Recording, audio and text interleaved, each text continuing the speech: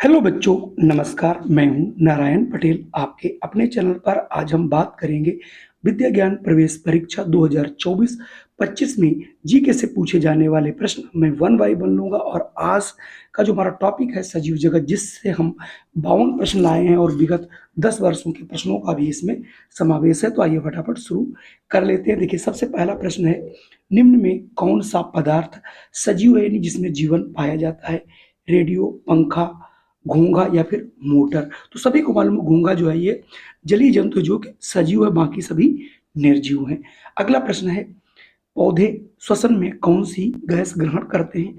इस प्रश्न को 90% बच्चे गलत करते हैं। याद रखिएगा, श्वसन क्रिया में पौधे और जीव जंतु सभी ऑक्सीजन गैस लेते हैं, जबकि पौधे भी प्रकाश संश्लेषण की क्रिया में ही कार्बन डाइऑक्साइड लेते हैं और ऑक्सीजन गैस मुक्त करते हैं। चलिए मैं बढ़ता हूं अगले प्रश्न पर। अगला प्रश्न है, जंतु श्वसन क्रिया में कौन सी गैस ग्रहण करते हैं? जो कि मैं पहले ही बता चुका हूं, जंतु जो है वो ऑक्सीजन गैस का प्रयोग करते हैं श्वसन में।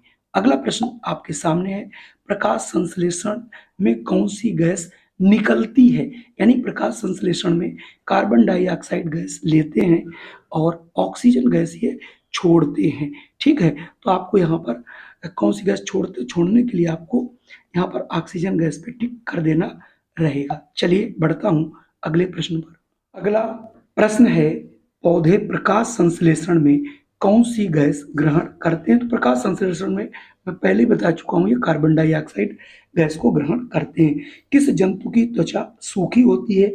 जो भी जंतु जो है मरुस्थलीय इलाके में होते हैं उनकी सभी की त्वचा सूखी होती है। यहाँ तक कि पेड़ जो होते हैं उनकी जो पत्तियां हैं वो कांटों में परिवर्तित हो जाती हैं। तो यहाँ से ऊंट जो है ये हमारा कहाँ का मरुस्थलीय जीव है, तो इसलिए यहाँ से ऑप्शन बी होगा। अगला है, मछलियों में श्वसन के लिए प्रमुखता अंग होते हैं। तो मछलियां जो होती हैं बच्चों, ये अपने गलफड़ों से श्वसन क्रिया करती हैं, सभी को मालूम होगा। रेगिस्तान का जहाज किसे कहा जाता है? सभी बच्चों को इसका आंसर आता होगा। रेगिस्तान का जहाज ऊंट को कहा जाता है। क्यों कहा जाता है? क्योंकि ऊंट जो है कई दिनों तक बिना पानी पिए और उसके पैर गद्दीदार होते हैं, जो कि बालू पर चलने के लिए अनुकूल होते हैं, उस पर दौड़ सकता है, इसलिए इसे जो है रेगिस्तान का जहाज कहा जाता है। चलिए बढ़ते हैं हम अगले प्रश्न पर। अगला प्रश्न है, वन्य जीव संरक्षण अधिनियम किस वर्ष लागू किया गया? तो ये लागू किया गया था 1972 में। अगला प्रश्न है, मेढक एक जंतु है कैसा? देखिए, जलचर है, थलचर भी है और रभचर नहीं है। तो जल और थल जब दोनों में निवास करते हैं उन्हें हम लोग उभयचर की श्रेणी में रखते हैं। जैसे जलचर में मछली मुड़ता रहती है, थलचर में हम हैं, जितने भी जीव जंतु आप देख रहे हो, हाथी है, घोड़ा है, गधा है, सभी आपको इसमें मिलेंगे। विश्व के उड़ने वाले पक्षियों में सबसे ऊंचे कद का कौन सा है? विश्व में उड़ने वाला हो, उड़ भी लेता हो, लेकिन ऊंचाई में भी सबसे ज्यादा हो। अगर आप ऊंचाई के बेस पर देखोगे तो यहाँ पर आपको सारस नजर आएगा। तो इस हिसाब से सारस उड़ भी लेता है और इन सब में उसकी ऊंचाई सबसे अधिक होती है बच्चों। अगला प्रश्न आपके सामने है, ये देखिए, वातावरण के अनुसार अपने शरीर यानी त्वचा के रंग को बदलने की कला किस जंतु में है? तो ये गिरगिट का नाम आपने सुना होगा, गांव में कहते भी हैं कि आप गिरगिट की तरीके से रंग बदल रहे हैं। कौन सा जंतु वर्तमान में लुप्त यानी गायब हो चुका है? तो आप लोगों ने किताबों में पढ़ा होगा, जो डायनासोर है वो पृथ्वी पर नहीं है, ये पूर्णतः गायब हो चुका है। अगला प्रश्न आपके सामने है, कौन सा पक्षी पंख के होते हुए भी उड़ नहीं सकता? तो आपने शुतुरमुर्ग सुना होगा, दुनिया का सबसे बड़ा पक्षी होता है, इसका अंडा भी सबसे बड़ा होता है और ये पंख होते हुए भी उड़ नहीं सकता। इसका शरीर काफी भारी होता है, जिसके कारण उड़ने में अक्षम है। अगला प्रश्न है, सदाबहार वृक्ष कहाँ पाए जाते हैं? तो आपको यह बताना है, सदाबहार वृक्ष जो होता है ये आपका पहाड़ी इलाकों में पाया जाता है। तो ऑप्शन यहाँ से भी हो जाएगा। नागफनी कैसा पौधा है? नागफनी में जो पत्तियां होती कांटों में परिवर्तित होती हैं, जिससे उसका वाष्पोत्सर्जन न हो सके। ये सारे पौधे मरुस्थलीय होते हैं। पत्तियों के हरे रंग का क्या कारण है? सभी को मालूम है, पत्तियां जो हरे रंग की होती हैं वो क्लोरोफिल के कारण होती हैं। तो यहाँ से ऑप्शन सी हो जाएगा। चलिए बढ़ता हूं मैं अगले प्रश्न पर। अगला प्रश्न है, प्रकाश संश्लेषण की क्रिया में पौधे मुख्यतः बनाते क्या हैं? तो पौधे जो है ये कार्बोहाइड्रेट का निर्माण करते हैं। और अगला है, कोई एक बीज वाले फल का नाम, जिसमें एक ही बीज निकलता है। संतरा में बहुत से हैं, नींबू में, अनार में भी, लेकिन आम में केवल और केवल एक ही बीज निकलता है। अधिक बीज वाले आप यहाँ ढूंढ लीजिए। आम में तो एक ही होता है, लीची में भी एक होता है, आड़ू में भी एक होता है, लेकिन अनार में बहुत सारे बीज पाए जाते हैं। अनार सभी बच्चों ने खाया भी होगा और देखा भी होगा। अगला है, बीज के अंकुरण के लिए क्या आवश्यक है? तो बीज के अंकुरण के लिए तीन चीजें बच्चों आवश्यक होती हैं, वायु, जल और एक वर्ड लगाना है, उचित ताप। ताप नहीं, उचित ताप चाहिए। अगर ताप बहुत ज्यादा है या बहुत कम है तब भी जो है जी बीज का अंकुरण नहीं हो पाता है। बीजों के द्वारा अंकुरण नहीं होता है, यानी किसमें बीज नहीं लगाए जाते। मटर का बीज होता है, धान का भी, गेहूं का भी, लेकिन गुलाब की जो है ये तने लगाए जाते हैं, तो गुलाब में बीज से नहीं उगाया जाता। अगला प्रश्न है, मेढक का शरीर जल और स्थल दोनों में रहने के अनुकूल होता है, क्यों? इसके ऑप्शन आगे हैं, वो मैं आपको भी पढ़ करके सुनाता हूं और उस बेस पर आप अपने आंसर दीजिएगा। यहाँ पर ऑप्शन है, पैरों में पादजाल होते हैं, सांस लेने के लिए फेफड़े होते हैं, त्वचा नम होती है, उपयुक्त सभी।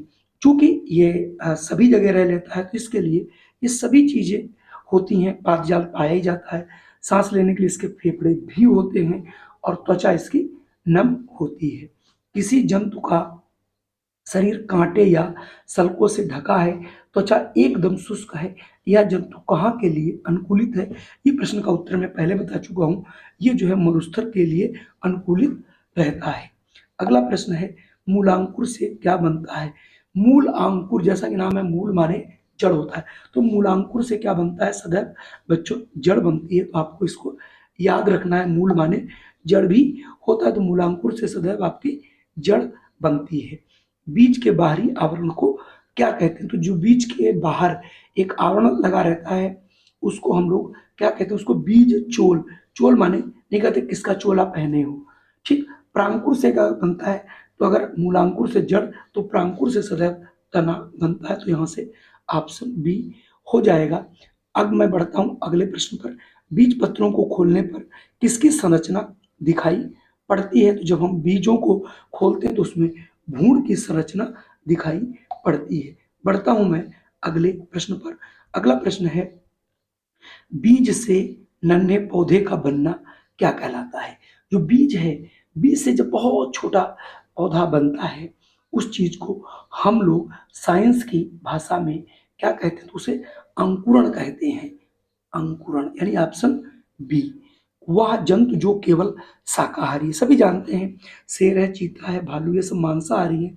खरगोश केवल और केवल शाकाहारी है, यानी घास खाता है, और ये जो है गाजर खाने का बहुत शौकीन होता है।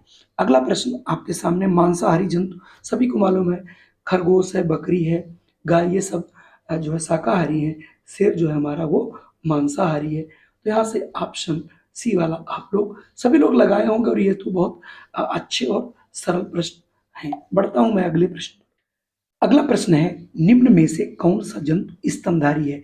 मतलब अपने बच्चों को दूध पिलाता है। तो यहाँ पर देखिए, गाय जो है ये स्तनधारी है, बतख, मुर्गी, मछली ये सब अंडे देती हैं और ये स्तनधारी नहीं है। अंडे देने वाले किसी एक जंतु का नाम बताइए। घोड़ा ये स्तनधारी है, बकरी भी और चूहा भी, तो यहाँ पर मुर्गी हो जाएगा। अगला प्रश्न है, अंकुरित बीज अपना भोजन किससे प्राप्त करते हैं? तो चूंकि जो भ्रूण होता है ये उसी से अपना भोजन प्राप्त करते हैं, ये आपको याद रखना है। अगला प्रश्न है, कौन से वृक्षों की पत्तियां नुकीली होती हैं? मरुस्थलीय, सदाबहार वृक्ष, जलीय वृक्ष, या फिर ये सभी?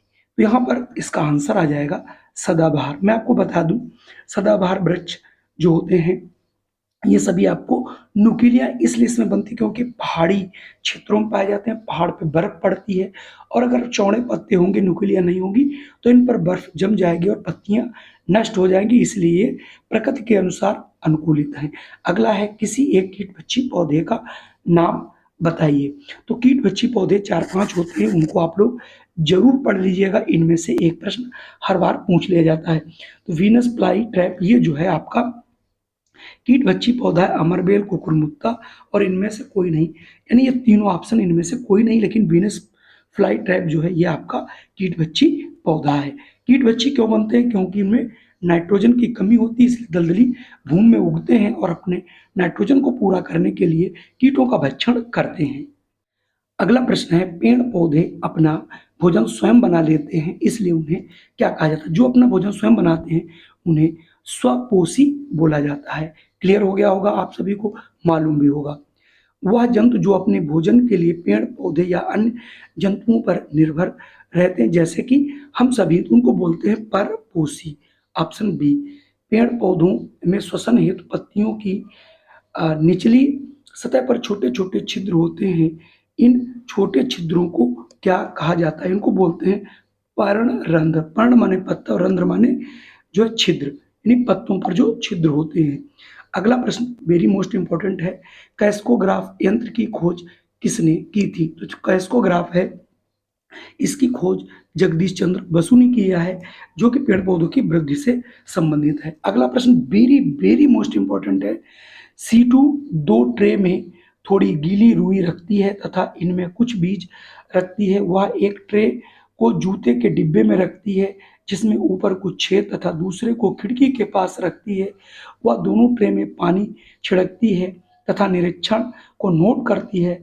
सीनू ने ये प्रयोग क्यों किया होगा? आपको सोच के बताना है कि ऐसा प्रयोग उसने क्यों किया होगा। पहला है, वह जानना चाहती है कि सूर्य के प्रकाश की मात्रा पौधे की वृद्धि पर क्या प्रभाव पड़ता है, तो देखने के लिए जरूरी है और ये बिल्कुल सही भी है। को ढक के रखा है, दूसरा वृद्धि कैसी होगी, तो यहाँ पर मेरे हिसाब से ऑप्शन यही हो जाएगा। आपका टाइम बहुत न लगे, बाकी ऑप्शन इनमें से कोई सही नहीं है।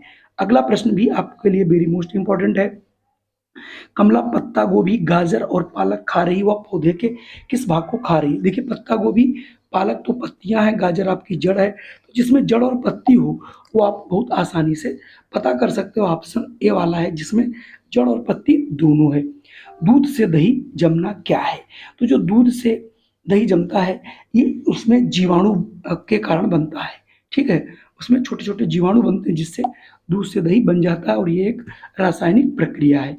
जिस तरह मछली के पंख होते हैं उसी तरह पक्षियों में क्या होते हैं? मछली अपने पंखों के द्वारा, देखा होगा आपने, तैरती है, तो ठीक उसी प्रकार से जो पक्षी होते हैं वो अपने पंखों के द्वारा तैरते हैं। तो यहाँ पर ऑप्शन आपका जो है ए वाला सही होगा। चलिए बढ़ते हैं हम अगले प्रश्न पर। अगला प्रश्न है, सभी बीजों का छोटा सा भाग जो नए पौधे के रूप में विकसित होता है क्या कहलाता है?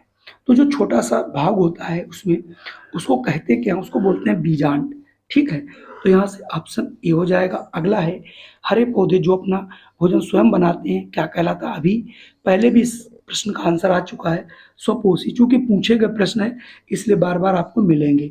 कवक और खुम्भ यानी मशरूम क्या है? तो इस समय मशरूम खूब निकल रहा, आप लोगों ने देखा भी होगा, तो ये होते हैं अपघटक। तो ऑप्शन यहाँ से सी हो जाएगा। अगला प्रश्न है, सरसों के पुष्प में क्या पाया जाता है? तो जो सरसों का पुष्प होता है इसमें बाह्यदल भी होता है, दल भी होता है, स्त्री केसर और पुंकेसर भी होता है, तो ये हो जाएगा यहाँ से सभी। ये सभी इसमें पाए जाते हैं। क्लोरोफिल के कारण पत्तियों का रंग कैसा होता है? क्योंकि क्लोरोफिल के कारण ही पत्तियां हरी होती हैं, तो इसका मतलब उसका रंग हरा होता है। अगला प्रश्न आपके सामने है, यह जंतु पौधे के सड़े गले अवशेषों से भोजन प्राप्त करते हैं, इसे अन्य पक्षी अपना भोजन बनाते हैं। यह मृदा में पाए जाने वाले जंतु को क्या कहा जाता है? तो ये है आपका केचुआ, ठीक है। केचुआ आपने देखा होगा जमीन के अंदर पाया जाता है और केचुआ की कंपोस्ट की खाद भी बनती है।